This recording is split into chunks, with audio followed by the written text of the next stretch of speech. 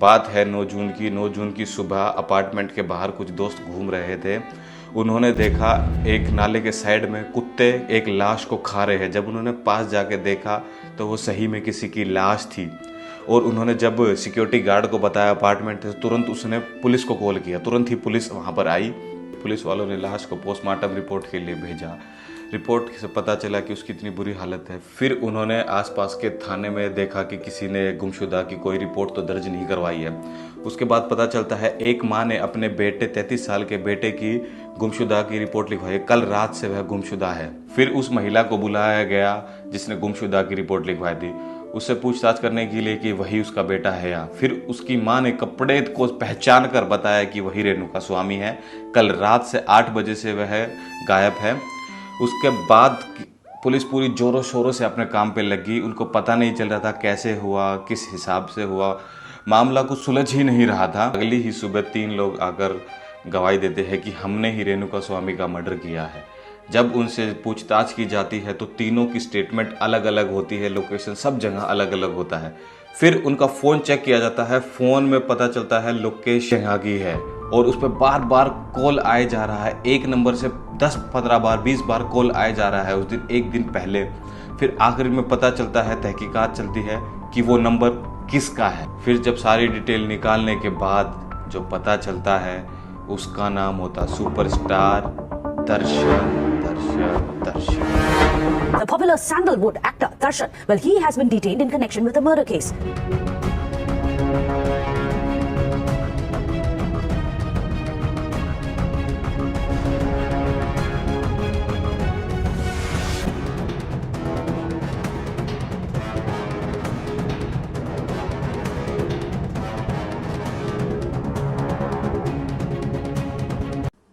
तो क्या हाल है सभी के। अब स्टार्ट होती है द सुपरस्टार दर्शन की स्टोरी। बात है 2003 की। दर्शन की शादी विजय लक्ष्मी से हुई। शादी के कुछ सालों बाद उनको एक बच्चा हुआ और उसके बाद कुछ दिनों बाद हालत ऐसे बिगड़ने लगे कि 2011 में विजय लक्ष्मी ने दर्शन के ऊपर अटेम्प्ट टू मर्डर और हरेसमेंट का केस लगाया। दर्शन के हालात पहले से ही खराब थे। दर्शन 2012 में एक होटल में रहने गया। वहाँ पे उसने खाना वाना खाया। उसने बदतमीजी से वेटर को मारा पीटा, उसके साथ बदतमीजी की। बट जब वेटर ने पुलिस में जाकर रिपोर्ट लिखाई तो मामला वहाँ उल्टा ही हो गया। पुलिस के साथ बातचीत करके दर्शन ने उसको 50,000 रुपये देके सब मामला सोल्व करवा दिया। दर्शन और विजय लक्ष्मी के टूटते हुए संबंधों का एक ही कारण था, वो था पवित्रा। पवित्रा एक फैशन डिज़ाइनर थी और साथ ही साथ एक्टर भी थी। उसके साथ दर्शन की मीट एक फिल्म स्टूडियो में हुई। स्टूडियो में जब उनकी बातचीत हुई, क्योंकि पवित्रा शादीशुदा थी, शादी के बाद उसके भी संबंध कुछ अच्छे नहीं थे तो उसका डिवोर्स हो गया था।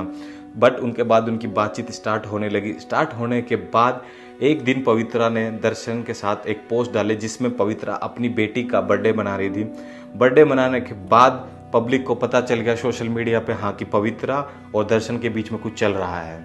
असली बवाल तो जब स्टार्ट हुआ जब पवित्रा ने कुछ दिनों बाद सोशल मीडिया पे अपनी एक वीडियो डाली जिसमें दर्शन और वे कहीं घूमने गए थे।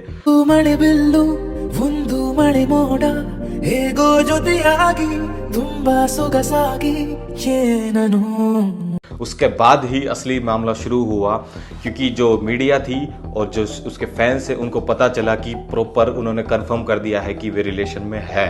उसके बाद होता है मौत का सिलसिला शुरू, क्योंकि आप सबको पता होगा साउथ में जो एक्टर है उनको अलग तरह का दर्जा दिया जाता है, भगवान की तरह उनको पूजते हैं। क्योंकि साउथ के एक्टरों का जो क्रेज़ है वो किसी भी जगह आपको नहीं मिलेगा। बट जो सिचुएशन हुई है पवित्रा और दर्शन के बीच में जो चल रहा है, पवित्रा ने जो पोस्ट किया, पोस्ट के ऊपर इतने हेट्स आने लगे, इतनी कमेंट्स आने लगी, इतनी गंदी गंदी कमेंट्स आने लगी। क्यों? क्योंकि उनके बीच का जो रिलेशन था उसको पब्लिक एक्सेप्ट नहीं कर पा रही थी। कमेंट्स पे पब्लिक गालियाँ दे रही है, बुरे शब्द बोल रही है। इससे पवित्रा परेशान हो गए, दर्शन के पास गई। दर्शन को बोला कि पब्लिक इतनी गालियाँ दे रही है, ये दे रही है, आप उस पर कुछ जवाब क्यों नहीं दे रहे। जवाब देने के लिए उसमें एक ही था जिसकी सबसे ज़्यादा गालियाँ थी, सबसे ज़्यादा बोला जाता था, वो था रेणुका स्वामी। क्योंकि वो कट्टर फैन था दर्शन का और वो चाहता नहीं था कि वो किसी और के साथ जाए, क्योंकि वो भगवान की तरह पूछते थे उसको। पवित्रा का गुस्सा हद से बाहर हो गया। वो दर्शन को कह रही थी कि देखो हमारे बारे में पब्लिक क्या अनाप शनाप बोल रही है, आप इसके ऊपर कुछ बोल क्यों नहीं रहे। फिर उसके बाद दर्शन ने अपने क्लब के मेंबर के प्रेसिडेंट को बुलाया, उसको 50 लाख रुपए दिए। उसके पीए को बोला गया कि एक फेक आईडी बना पवित्रा के नाम से और रेणुका स्वामी को मैसेज कर। इन्वेस्टिगेशन करने पे पता चला कि रेणुका स्वामी को बोला गया था कि आपको हम दर्शन से मिलाएंगे और जो आपने कमेंट्स की है उसके बिहाफ पे आपको उसको सॉरी बोलना होगा सोशल मीडिया पे। बट जब अगले दिन ही जब 8 जून की सुबह रेणुका स्वामी को जब वो फार्मेसी अपनी जॉब के लिए जा रहा था, तब एक कार आके उसको रोकती है और बोलती है कि हम आपको दर्शन से मिलवाने जाएंगे, जैसा कि आपसे बात हुई थी। रेणुका स्वामी सोचा कि हाँ, मैं अपने फ़ैन से मिलूँगा और बातचीत करूँगा, जो मैंने बोला है उसके लिए मैं अपोलोजाइज़ करूँगा। उसको नहीं पता था कि वहाँ से मामला शुरू होने वाला है। फिर उसके बाद उसको बेंगलुरु के एक कंपाउंड में लेके जाने लगे। कंपाउंड में जाने के बाद उसको बांध कर रखा गया। उसको ये नहीं पता था कि वहाँ होने क्या वाला है। फिर शुरू हुआ हैवानियत का सिलसिला। रिपोर्टों से पता चल रहा है कि रेणुका को सुबह से शाम तक पीटा गया, बेल्टों से, डंडों से। फिर शाम को जब दर्शन और पवित्रा आए तो उसने सोचा कि हाँ, मेरा स्टार आ गया, वो मेरे को बचाएगा, जैसे कि फिल्मों में होता है। बट सिचुएशन कुछ और ही थी। आने के बाद उसने इतनी बेरहमी से वो रेणुका को पीटा।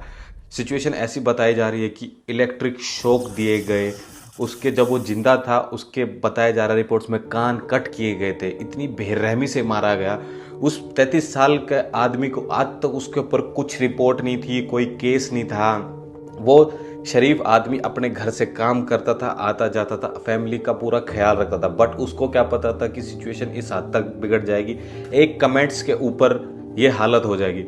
अब इससे यही सीख मिलती है कि दूसरे के फटे में कभी टांग मत अड़ाओ। आपको लगता है एक कमेंट छोटी है, एक कमेंट के ऊपर एक बंदे की जान चली गई और इतनी बेरहमी से गई। एक सोच सकते हो कि कितना बड़ा स्टार एक छोटे से आदमी को कमेंट के लिए मार सकता है, तो आप सोच सकते हो कि कितनी बड़ी बड़ी हालात हो सकते हैं, किस हिसाब से हो सकते हैं। क्योंकि आजकल कोई किसी को कुछ समझता नहीं है, दरिंदगी इतनी फैल गई है, कलयुग, घोर कलयुग आ गया है। आज के टाइम पे कोई किसी को कुछ समझता नहीं। तो वही कहता हूँ, अपनी फैमिली का सपोर्ट करो, अपने घर वालों का ध्यान रखो। चलो दोस्तों, मिलते हैं अगली वीडियो में।